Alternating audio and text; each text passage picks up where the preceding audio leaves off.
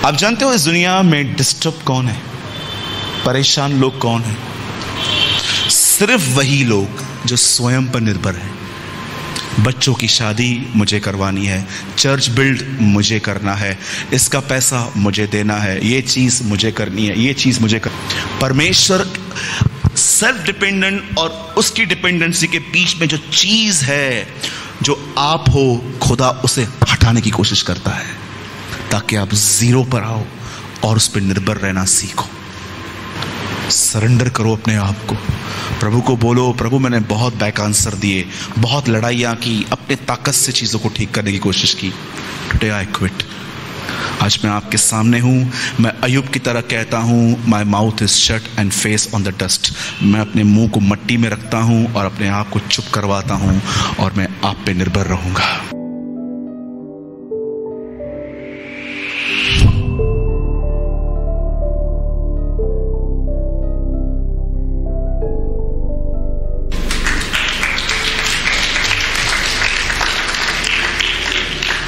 Denomination यहां चलती है, ऊपर कोई डिनोमिनेशन नहीं है, उधर सब उसके बंदे हैं। तो आज के वचन के लिए कितने लोग तैयार हैं? पक्का? ओके, थोड़ा हजम कर लेंगे।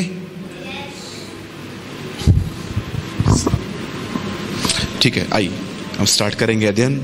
और काफी कम समय है, काफी लंबा अध्ययन है ये, लेकिन बहुत पॉइंट्स जो मेन है मैं आपको वही समझाऊंगा। इब्रानियों की पत्री 11 अध्याय।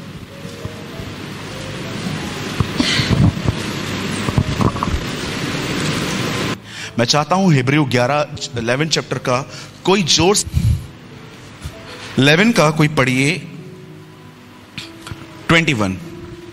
विश्वास ही से याकूब ने मरते समय यूसुफ के दोनों पुत्रों में से एक एक को आशीष दी और अपनी लाठी के सिरे पर सहारा लेकर दंडवत किया। जी, विश्वास ही से यूसुफ ने जब नहीं वो वापस पढ़िए 21 फिर से पढ़िए। विश्वास ही से याकूब ने मरते समय यूसुफ के दोनों पुत्रों में से एक एक को आशीष दी और अपनी लाठी के सिरे पर सहारा लेकर दंडवत किया। जी, बाइबल ऐसा बताती है इब्राहिम और सारा के पास कोई बच्चा नहीं था। परमेश्वर ने 100 साल की उम्र में इब्राहिम को एक संतान दी जिसका नाम उसने इसहाक रखा। इसहाक का मतलब होता है खुशी, लॉफ। क्या आप इस बात को जानते हैं? जब 99 वर्ष की उम्र में परमेश्वर इब्राहिम के पास आए और कहते हैं कि मैं तुझे अगले साल वसंत ऋतु, ठंडियों में, विंटर में मैं तुझे एक बेटा दूंगा। लिखा है सारा इस बात को सुन के अपने मन में हंस रही थी और परमेश्वर ने उसको देखकर इनरली, क्योंकि वो तो जानता है कि आप क्या कर रहे हो, उसने उसको कहा तू क्यों हंसी?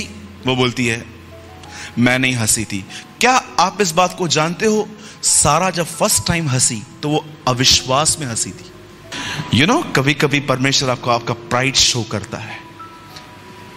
एक व्यक्ति ने कहा मैं इसकी तरह नहीं हूं, मैं दिन में 10वांश देता हूं आमदनी का, मैं व्यभिचार नहीं करता, मैं दुआ करता। कभी कभी हम लोग कहते हैं वो फरीसी थे, पर सोचो अगर आप उस पापी की तरह अगर ये सोचते मैं फरीसी की तरह नहीं हूं, तो क्या आप फरीसी नहीं हो? बहुत सारी बार जब वो सारा हंसी अंदर से, तब परमेश्वर ने उसकी हंसी को देखा और उसके बाद परमेश्वर ने कहा सुन तू हंसी, और इस बात को भी ध्यान दे, तेरे को बेटा पैदा होगा तो उसका नाम इसहाक रखना। इसहाक का मतलब होता है हंसना। परमेश्वर उसे यह कह रहा था तू अविश्वास में हंस रही थी ना, आज के बाद तू हमेशा विश्वास में हंसेगी। जब तू अपने बेटे को देखेगी ना तो हंसेगी, बोलेगी बाप रे मैं तो अविश्वास में हंसी थी, पर परमेश्वर ने मेरी हंसी को ही बदल दिया। और इसहाक जब बड़ा हुआ तो वचन कहता है उसकी शादी रिबेका से हुई। और आप इस सब बात को जानते होंगे, रिबेका जब प्रेग्नेंट हुई तो उसके 2 बच्चे थे अंदर। और आप जानते हो इन जो दोनों बच्चे थे, आप सब जानते हो, एक का नाम एसाव और दूसरे का नाम याकूब था। हमने याकूब के लिए पढ़ा यहां पर। अब क्या आप इस बात को जानते हैं? याकूब और एसाव अंदर लड़ते थे वो उसको लात मारता था, ये इसको लात मारता था। अब मुझे एक सवाल है, क्या पेट में कुछ पड़ा हुआ था जो याकूब चाहता था मुझे मिले और एसाव चाहता था मुझे मिले? कुछ तो पड़ा होगा। क्यों लड़ रहे थे वो आपस में? कभी कभी रिबेका को इतना दर्द होता था, वो कहती थी ये दोनों मुझे मार ही देंगे। यू नो, दोनों जातियां थी अंदर। क्या आप इस बात को जानते हो? ये इनके ब्लड में था, अंदर ही वो दोनों। ये याकूब ये चाहता था कि मैं पहले बाहर आऊं। क्या आपको पता है कौन से लोग झगड़ा करते हैं, कौन से लोग फाइट करते हैं? जिनको नंबर 1 आना है, जो चाहते हैं घर पे हम मुखिया बन के रहे, जो चाहते हैं मेरी बन के चले। मैं अपनी कलीसिया के अंदर जो काम मैंने किसको देके रखा है, मैं उस काम में कभी इंटरफेयर नहीं करता हूं। और मैं उनको कहता हूं जो मैं करता हूं उसमें तुम इंटरफेयर मत करो। आपका अलग सेशन है, मेरा अलग सेशन है, डोंट इंटरफेयर। आपको पता है इस दुनिया में सबसे बड़ी प्रॉब्लम कौन क्रिएट करते हैं? जिनको बड़ा बनना है। लेकिन जिनको छोटा बनना है ना, वो प्रॉब्लम्स को दूर करके शांति ले आते हैं। कितने लोग ये बात जानते हैं आप मसीह में क्यों आए? पास्टर बनने के लिए, प्रीचर बनने के लिए। आपको पता है कलीसियाओं में आज 10वां गिफ्ट भी आ गया है, वर्शिप का। आज देखिए मसीहत कहां जा रही है। खुदा ने हमें बुलाया है हम छोटे बने, लेकिन हम बड़े बनना चाहते हैं। क्यों बाइबल ऐसा बताती है? क्योंकि वो दोनों लड़ रहे थे। क्यों? क्योंकि याकूब के ब्लड में थी ये बात कि अगर मैं बाहर निकला तो सारे अधिकार मुझे मिल जाएंगे। जैसे बाप के मरने के बाद बेटे को सारे अधिकार मिल जाते हैं, घर के सारी चाबियां उसके पास आ जाती है। वो लड़ रहा था। मैं आपसे पूछना चाहता हूं, मैं नहीं चाहता हूं आप में से कोई यहां पर हाथ उठाए। आज एक सवाल मैं आपसे पूछता हूं, प्लीज इस बात को सीरियसली लेना। मुझे नहीं पता है ये सभाएं फिर कब होंगी, लेकिन मैं आपको एक सवाल देना चाहता हूं। मुझे बताइए, आपकी फैमिली आपकी वजह से ब्लेस्ड है कि आपकी फैमिली आपकी वजह से डिस्टर्ब है? अपने आप से पूछिए। आप अपने घर के अंदर जॉय का रीजन हो कि आप अपने घर के अंदर सिर्फ कंफ्यूजन का रीजन हो? कुछ लोग इतने नेगेटिव होते हैं कि वो अपने नेगेटिव एटीट्यूड को लेके पूरा घर खराब करते हैं। क्यों बाइबल बताती है कि तिमुथियुस की नानी में जो फेथ था वो उसकी मां में था, और जो उसकी मां में था वो तिमुथियुस में भी था। क्या आप ये बिलीव कर सकते हैं? आज से बहुत साल पहले एक बहन ने अपने घर के अंदर अपना विश्वास अपने बच्चों में इंपार्ट किया था। सोचो, आपका बच्चा बीमार पड़ा, गोली देने से पहले उसको आप बोलते हो 5 मिनट रुक, गोली मत दे, मैं दुआ करती हूं, खुदा मैं आपका शुक्र करती हूं मेरे बच्चे के लिए, मैं यीशु के नाम में दुआ मानती हूं ये ठीक हो जाए। और 5 मिनट के बाद वो ठीक हो जाता है। क्या आपको पता है आपने अपना फेथ उसे दिया? अब वो भी नेक्स्ट टाइम जब शादी करेगा अपने बच्चों को यही सिखाएगा। आज आपकी फैमिली आपकी वजह से ब्लेस्ड है कि आप अपने घर में अशांति का कारण हो? सोचो, क्यों आपसे एडवाइस ली जाए? क्यों हमें, क्यों इज्जत क्यों चाहिए हमें? मुझे बताइए। मैं एक बार एक कॉन्फ्रेंस में था, पास्टर्स मीटिंग में, मुझे वहां पर बोलने के लिए कहा गया। मैंने पास्टर्स मीटिंग में एक वर्ड शेयर किया। मैंने कहा, जब यीशु को लोगों ने राजा बनाना चाहा तो वो उनके बीच में से भाग गया। मैं आपको बताना चाहता हूं, जहां भी आपको लगता है ना मुझे यहां पर बड़ा बनना है, भाग जाइए वहां से। जितना आप छोटे रहेंगे ना उतना आप परमेश्वर के करीब रहेंगे। याद रखिएगा इस बात को। जितना नीचे जाएंगे, याद रखिए परमेश्वर 2 जगहों पर है। एक जगह पे तो पहुंचना ही मुश्किल है, हो ही नहीं सकता। एक है वो सबसे ऊंचे स्थानों में, और मैं आपको बताना चाहता हूं दूसरा है सबसे निचले स्थानों में। आज से 2000 साल पहले अगर आप प्रभु के किसी भी रसूल से मिलते, किसी चेले से मिलते, किसी डिसाइपल से मिलते और आप उनको बोलते प्लीज प्रे फॉर मी, तो जानते वो आपके ऊपर प्रार्थना क्या करते? प्रभु इसे ऊपर नहीं, प्रभु इसे नीचे ले जा, इसे नीचे ले जा। अगर आप इसलिए नम्र हो ताकि आपकी नम्रता नोटिस की जाए, तो मैं बताना चाहता हूं आप इस हॉल के सबसे घमंडी व्यक्ति हो। अगर आप इसलिए नम्र हो ताकि आपके चर्च में आपका नाम इससे जोड़ा जाए कि ये सबसे ज्यादा नम्र है। तो मैं आपको बताना चाहता हूं, आप परमेश्वर से नहीं, आप रेपुटेशन से प्यार करते हो। मैंने कितनों को देखा है, कितनों को, वो पवित्र इसलिए नहीं होना चाहते क्योंकि पवित्रता खुदा को पसंद है, पर वो पवित्र इसलिए बनते हैं ताकि वो आगे चल के पास्टर बन सके। This is dissipation. बाइबल नहीं कहती है पवित्र बनो क्योंकि तुम्हें पास्टर बनना है। बाइबल बताती है पवित्र बनो क्योंकि तुम्हारा बुलाने वाला पवित्र है। आज मैं आपसे पूछना चाहता हूं, आप मसीह में आने के बाद डे बाय डे नम्र बनते जा रहे हो कि आप डे बाय डे आपका ज्ञान आपको फुलाता जा रहा है? क्या आप बेइज्जती बर्दाश्त कर लेते हो? जब आपके लिए लोग उल्टा सीधा बात करते हैं कमरों में बैठ के, लेट इट बी, बोलने दो। क्या आप शांत रहते हो? ब्रदर, आप क्या समझाना चाहते हो? अन्याय सह लें? बिल्कुल। यीशु अन्याय नहीं सहता तो हम में से यहां पर कोई नहीं बैठा रहता आज। पर मैं आपको यह समझाना चाहता हूं कि आपकी फैमिली आपकी वजह से ब्लेस्ड है। क्या कोई आपके घर के अंदर यह कहता है अगर मेरे घर में शांति है तो इसकी वजह से है, क्योंकि यह सब कुछ बर्दाश्त कर लेता है? क्या आप इस बात को जानते हो? जब यीशु मसीह क्रूस पे था तब एक व्यक्ति ने घुटने टेक कर क्यों कहा, यह परमेश्वर का बेटा है और यह धर्मी है? यीशु वो पहला व्यक्ति नहीं था जिसको उसने कीले मारे थे।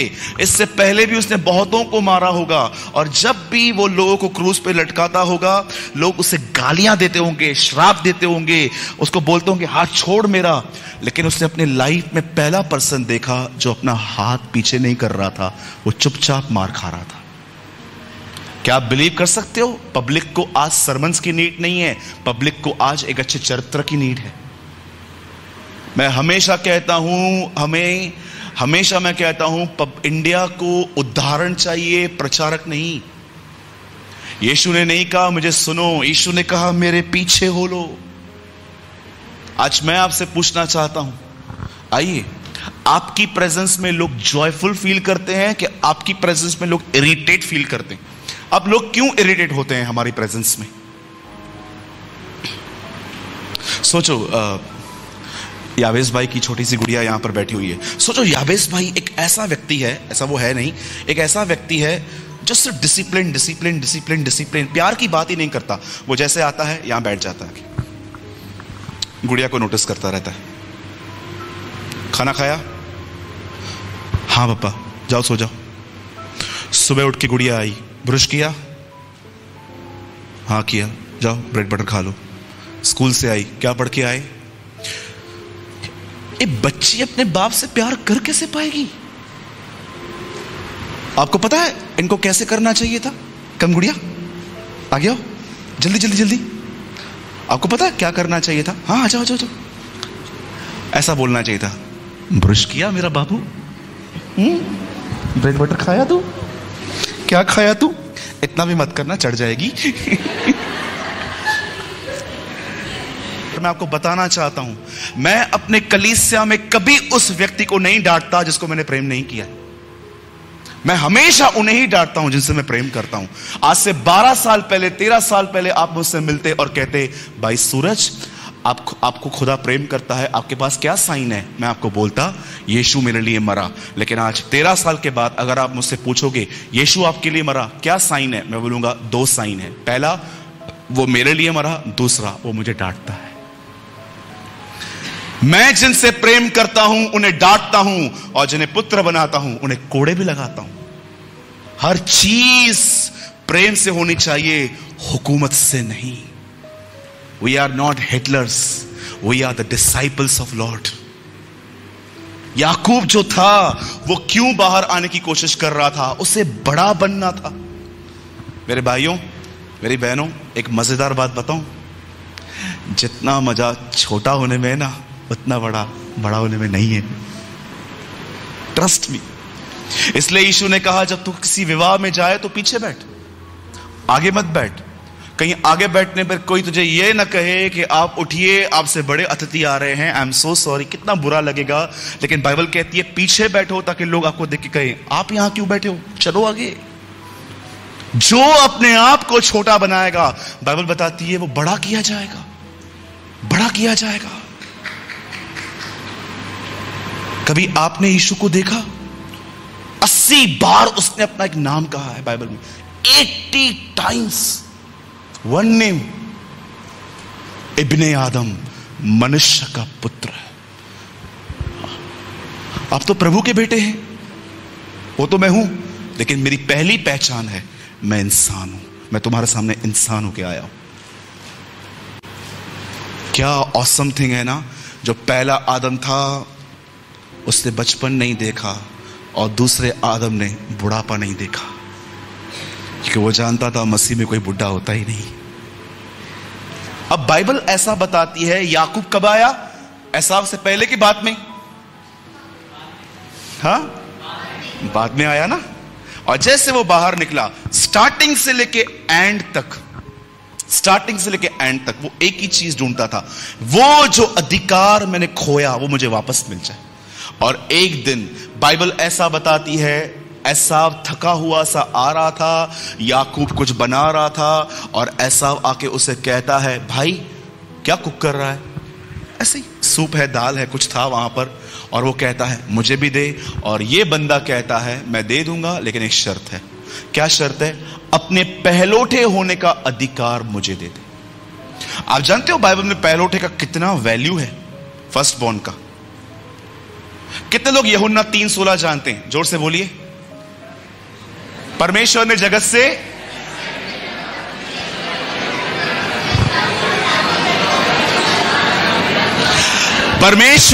जगत से ऐसा प्रेम रखा कि उसने अपना इकलौता पुत्र दे दिया, ताकि जो कोई उस पर विश्वास करे वह नाश न हो परंतु अब्दी जिंदगी अनंत जीवन पाए। क्या आप इस बात को जानते हैं? पूरी बाइबल के अंदर पढ़ लीजिए, जितने भी अध्याय उसमें हैं, यीशु को परमेश्वर का इकलौता बेटा सिर्फ इसी पैसेज में कहा गया है। परमेश्वर ने जगत से ऐसा प्रेम किया कि उसने अपना इकलौता, इकलौते का मतलब क्या है? एक ही। लेकिन कुलिस्सियों में आगे चल के पौलुस कहता है अब वह पहलोठा है। What is the meaning of पहलोठा? इकलौता पहलोठा कैसे हो गया? इकलौते का मतलब है, रंजन भाई के बहुत साल पहले एक बच्चा था, जब वो लोगों से मिलते थे तो लोग कहते थे ये मेरा इकलौता है। लेकिन जब उनका दूसरा बच्चा पैदा हुआ तो उन्होंने ये नहीं कहा ये इकलौता है, अब उन्होंने कहा ये पहलोठा है। क्रूस से मरने से पहले खुदा की एक ही संतान थी, उसका एक ही बेटा था यीशु। लेकिन जब वो मरा और जी उठा, आज वो पहलोठा है, बाकी सब हम हैं। हम ऐसा, वो जो इकलौता था वो पहलोठा हो गया और हम सब उसके बेटे और बेटियां हैं। और बाइबल बताती है मैं उनमें निवास करूंगा। और बाइबल बताती है, एक वचन कहती है बाइबल के, एसाव ने अपना पहलोठापन बेच दिया। आपको पता है पूरी बाइबल के अंदर एक ही व्यक्ति है जिसको पश्चाताप करने का कभी मौका नहीं मिला, वो यही था एसाव। आंसू बहा बहा कर भी बहुतों को लगता है जब चाहे तब पश्चाताप कर लेंगे, चलो पिक्चरों पे चलें, टिकटॉक बनाएं, ये करें वो करें। मैं आपको बताना चाहता हूं कभी कभी पाप कर करके मन इतना कठोर हो जाता है कि पश्चाताप आसान नहीं होता। पाप कबूल करना बहुत आसान हो जाता है, मन फिराना बहुत कठिन हो जाता है कभी कभी। इसीलिए पाप ना करें। और जानते हो उसके बाद क्या हुआ? इसको सारे अधिकार मिल गए और ये अपने बाप के पास जाके कहता है डैडी। और देखो वॉइस कैसे मैनिपुलेट कर रहा है अभी, ये कितना सयाना है ये जब यीशु का जन्म हुआ तो स्वर्गदूत ने क्या कहा? वो याकूब के वंशजों पर राज्य करेगा। इब्राहिम इसहाक नहीं लिखा है वहां। और जानते हो वचन क्या कहता है? उसके बाद वो अपने बाप के पास गया, उसके बाप की नजर कमजोर थी, उसके सामने बैठ के कहता है डैडी मैं आया हूं। कौन? मैं एसाव। बोल, आशीष दे मुझे, अधिकार दे, मैं जानता हूं तू कल परसों कभी भी मरने वाला है। उसका बाप अंधा हो चुका था थोड़ा बहुत, पर वो बहरा नहीं था, वो सुन रहा था। और वो उसको कहता है तेरी आवाज थोड़ी अलग है यार, तेरे बोल तो एसाव की तरह है, सॉरी तेरे बोल तो याकूब की तरह है। बोलता है नहीं नहीं नहीं नहीं, मैं एसाव हूं। और उसने अपने पप्पा को बेवकूफ बनाया। उसके बाप ने उसे साखा। डैडी ने उसे पूछा था तू कौन है? बोलता है मैं एसाव हूं। वहां से सारे अधिकार लेकर अपनी मां के पास जाता है। और अब देखो ये औरत क्या कर रही है। अपने घर को खराब करने का सबसे अच्छा तरीका है पक्षपात, पार्शियलिटी। तुम शेर हो ना तो तुमको खुदा एक दिन किसी सवा शेर से मिलवाएगा।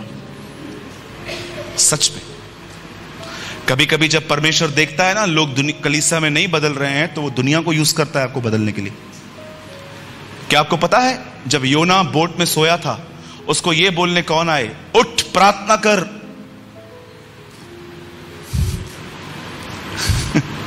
अन्य जाति के लोग। कभी कभी आपको परमेश्वर अविश्वासियों के द्वारा भी डिसिप्लिन सिखा सकता है।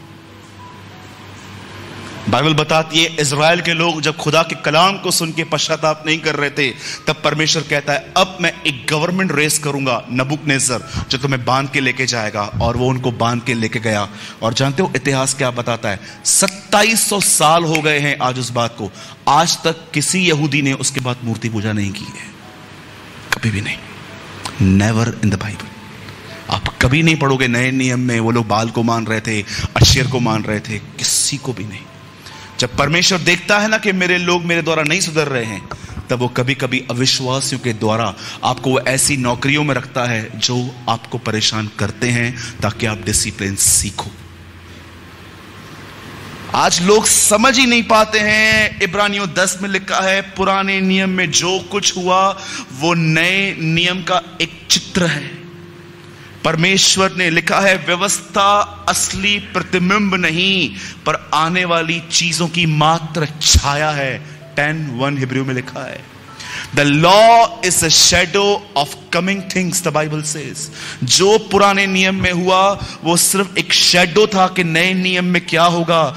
यह दर्शाया गया कि एक दिन खुदा नीचे उतरेगा यीशु में, अपने लोगों से मिलेगा और उन्हें तोड़कर नया बनाएगा। आज मैं आपसे पूछना चाहता हूं, उसके बाद जब याकूब उससे अलग हुआ, वो हमेशा क्या पढ़ा यहां पर, वो अपने लाठी के सहारे चला। आप जानते हो, आप आराम से पढ़िए, उसके बाद याकूब दिन प्रतिदिन बदलता गया। वन फाइनल ब्लो, परमेश्वर उसको एक ब्लो दिया वहां पर, डन। कई बार आपको पता हूं परमेश्वर आपको कैसे तोड़ता है, जो आप चाहते हो वो न करके, जो आप चाहते हो वो न करके। कभी आपने सोचा क्यों आपकी फैमिली आपसे हार्ड चलती है? क्यों परमेश्वर ने आपको ऐसी जगहों पे काम दिया है जो लोग आपसे सीधा व्यवहार नहीं करते? क्योंकि परमेश्वर को पता है घमंड नहीं टूटा तो आगे चल के जीवन टूटेगा। आज कितने लोग हैं जिनका एटीट्यूड नहीं ब्रेक हुआ पर उनकी मैरिजेस ब्रेक हो गई। कितने लोग हैं जब खुदा ने उनको ब्रेक करने की कोशिश की, वो तो ब्रेक नहीं हुए पर पूरा घर ब्रेक हो गया। पर मैं आज भी ये कहता हूं, जब मैं प्रभु में आया, मैंने मिनिस्ट्री की, मैं उस समय भी नौकरी करता था। मैंने नौकरी में एक ही चीज सीखी, पता है? वन थिंग, सुनना। मैं सवेरे जाता था, मुझे गाली पड़ती थी। मैं दोपहर में 10 मिनट खाने पे लेट आता था, मुझे गाली पड़ती थी। मैं जब शाम को अपने काम को जब मैं करता था, मैंने कई साल एक वाइन शॉप पे नौकरी की है। और जब मैं खुदा में आया तो मुझे प्रभु ने कहा ये नौकरी छोड़ दे। एक मसीह होने के नाते हम सब काम नहीं कर सकते। आप जानते हो, जब याकूब उससे अलग हुआ तो वो लंगड़ा के चल रहा था। क्या आप इस बात को जानते हो? बहुत सारे लोगों ने शायद आपको बताया होगा ब्लेसिंग है चंगाई, ब्लेसिंग है बरकत, ब्लेसिंग है बड़ा घर, ब्लेसिंग है बड़ी नौकरी, ब्लेसिंग है बच्चे। आई एग्री, हाँ ये है। पर क्या आपको ये बात पता है, सबसे बड़ी आशीष ये है कि परमेश्वर आपको टफ टाइम में लेके जाए और वो आपके अंदर जो आपका समय पे भरोसा है कि मैं कुछ करूंगा, उसको निकाल के उसको अपने आप से भरे। That is blessing. जानते हो मूसा को इस्तेमाल करने से पहले वो जंगल में क्यों ले गया? ताकि मूसा के पास जो ताकत थी खुद की कि मैं कुछ हूं, खुदा ने उसकी पूरी निकाल दी और परमेश्वर ने उसे उस पर निर्भर करने वाला व्यक्ति बना दिया। याकूब जब बूढ़ा हुआ, उसकी दोनों बीवियां मर गई। एक तरफ लिया थी, एक तरफ राहेल। इनकी कब्रें पास पास में ही हैं, आप पढ़ना भले। जब वो मरने ही वाला था, जानते हो वो क्या कहता है अपने बच्चों को? इधर आओ। उसके बच्चे आते हैं, जब मैं मरूं मुझे राहेल के पास में नहीं, मुझे लिया के पास में गाड़ देना। अरे आपको प्यार तो राहेल से था, फिर लिया क्यों बोल रहे हो? अंतिम दिनों में याकूब जान गया राहेल को उसने अपनी ताकत से लिया था, पर लिया उसे खुदा ने दी थी। किस चीजों से आपको प्यार है मुझे बताइए? उन चीजों से जो दुनिया ने आपको दी है कि उन चीजों से जो खुदा ने आपको दी है? और मैं आपको बताना चाहता हूं, इसी याकूब ने अपने मरने से पहले अपने 12 बेटों के लिए भविष्यवाणी की। और जानते हो उसने अपने एक बेटे यहूदा के लिए ऐसा कहा, तो सब भाइयों पे राजदंड लेके राज्य करेगा। क्या आप ये बिलीव कर सकते हो? यीशु यहूदा के गोत्र में से आया था। याकूब ने अंतिम दिनों में यीशु मसीह के विषय में बात की थी। परमेश्वर की विजय क्रूस से शुरू हुई जब उसका बेटा मरा, पर उसकी विजय तब पूरी होगी जब वह अपने बेटे को अपनी कलीसिया के बैठे हुए लोगों के अंदर देख पाएगा। इससे पहले वेट इससे पहले कि लोग यीशु को बादलों पर देखें, उससे पहले लोग यीशु को आपके अंदर देखने चाहिए। आज मैं आपसे पूछना चाहता हूं, कितने लोग निर्णय ले रहे हैं आज कि खुदा जिसको जो बोलना है मुझे बोले, मैं इग्नोर करूंगा। आज मैं आपसे पूछना चाहता हूं और मैं वाइंड अप कर रहा हूं, क्या आप जब आपको खुदा तोड़ता है उसे तोड़ने देते हो? मैं यीशु के नाम से कहता हूं, आज ही आपको घर पे कोई चिल्लाने वाला है, चुपचाप सुन लोगे? दाऊद को एक व्यक्ति ने कहा, तू कुत्ता है। युवा ये सुन के कहता है, दाऊद मैं इसको खत्म कर दूं। दाऊद कहता है, मत मारना, यहोवा ने इसे अलाउ किया है मुझे श्राप देने के लिए। कभी कभी परमेश्वर आपके घमंड को तोड़ने के लिए आपको ऐसी जगहों पे रखता है जहां पर आप टूटो, जीरो बनो और उस पर निर्भर रहना सीखो। चलिए एक सवाल का उत्तर दीजिए और उसके बाद हम खड़े हो जाएंगे। आप जानते हो इस दुनिया में डिस्टर्ब कौन है? परेशान लोग कौन है? सिर्फ वही लोग जो स्वयं पर निर्भर हैं। बच्चों की शादी मुझे करवानी है, चर्च बिल्ड मुझे करना है, इसका पैसा मुझे देना है, ये चीज मुझे करनी है, ये चीज मुझे करनी है। जो लोग सेल्फ डिपेंडेंट हैं, जो एक घमंड का साइन है कि सब मुझे ही करना है, ये सब दुखी हैं। लेकिन सोचो उन लोगों के बारे में जो परमेश्वर पर डिपेंड हैं, जो जानते हैं कि खुदा मेरे बच्चों की शादी करवाएगा, खुदा मेरी कलीसिया को बनाएगा, खुदा मुझे चंगा करेगा। आप देखो ये हैप्पी हैं। परमेश्वर सेल्फ डिपेंडेंट और उसकी डिपेंडेंसी के बीच में जो चीज है जो आप हो, खुदा उसे हटाने की कोशिश करता है ताकि आप जीरो पर आओ और उस पर निर्भर रहना सीखो। ऐसी सभाएं रोज नहीं होती है। आज जो आपने सुना है वो ये है, खुदा के हाथ में पड़ो। जब भी वो किसी लोगों के द्वारा आपको तोड़ता है, अगर आपकी सास के द्वारा, बहू के द्वारा, पति के द्वारा, बच्चों के द्वारा, बॉस के द्वारा, चुप रहो, मत बोलो कुछ भी। अगर आप गलत हो माफी मांगो, और आप सही हो तो घबराने की जरूरत ही नहीं है, खुदा बात करेगा। Lord will speak. सरेंडर करो अपने आप को, प्रभु को बोलो, प्रभु मैंने बहुत बैक आंसर दिए, बहुत लड़ाइयाँ की, अपने ताकत से चीज़ों को ठीक करने की कोशिश की, टुडे आई क्विट। आज मैं आपके सामने हूँ। मैं अय्यूब की तरह कहता हूँ, my mouth is shut and face on the dust. मैं अपने मुंह को मट्टी में रखता हूँ और अपने आप को चुप करवाता हूँ और मैं आप पे निर्भर रहूँगा।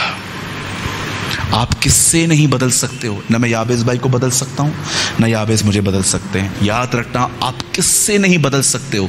जब आप किसी को बदलने की कोशिश करते हो ना, याद रखना आप पानी को दाखरस बनाने की कोशिश कर रहे हो, जो आपका नहीं यीशु का काम है। अगर आप परमेश्वर के करीब जाओ, वो आपको बदलेगा और आपके बदलाव को देखकर दूसरे बदलेंगे। किसी को बदलने की कोशिश मत करो, आप किससे नहीं बदल सकते। यीशु ने कहा, तुम एक सफेद बाल को काला और काले को सफेद तक नहीं कर सकते। तुम नहीं कर सकते। आइए आंखों को बंद करें।